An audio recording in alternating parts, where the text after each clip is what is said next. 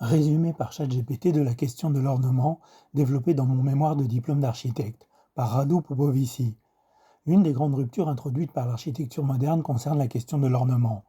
Depuis Adolf Loos et son célèbre texte Ornement et crime, l'ornement a souvent été considéré comme quelque chose de superflu, voire de nuisible.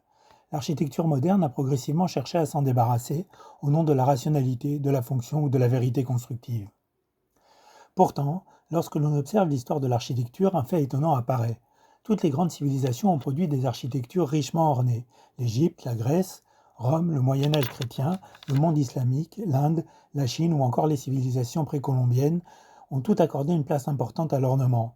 Cette convergence est troublante. Pourquoi des peuples séparés par des océans, des langues, des religions et des millénaires auraient-ils tous éprouvé le besoin d'orner leurs bâtiments?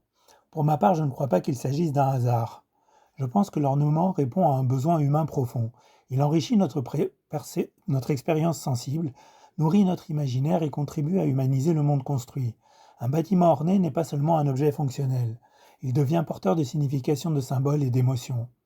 L'ornement participe ainsi à ce que j'appelle la signification architecturale. Il aide l'architecture à remplir une fonction qui dépasse largement la simple satisfaction de nos besoins pratiques.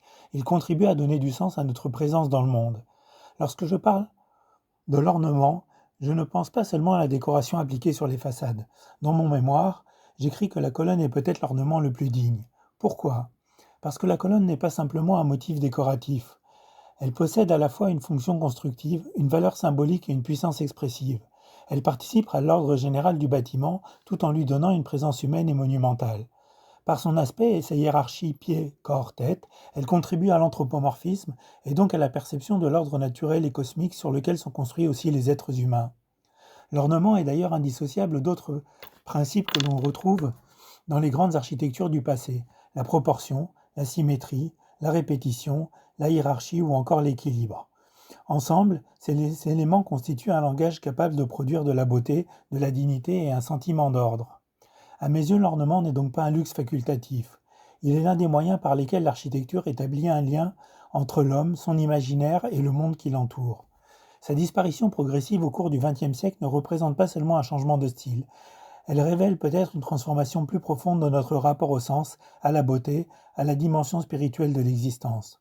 Enfin, l'ornement, en s'adressant à l'imaginaire, ouvre à l'esprit le cadre bâti vers une sorte d'ailleurs. Sans ornement, l'architecture apparaît enfermée dans la matière, ce qui contribue à ce que j'appelle l'extrémisme matérialiste, car il ampute l'architecture de ses dimensions spirituelles. C'est pourquoi je considère l'ornement non comme un détail secondaire de l'architecture, mais comme l'un des invariants anthropologiques majeurs de son histoire.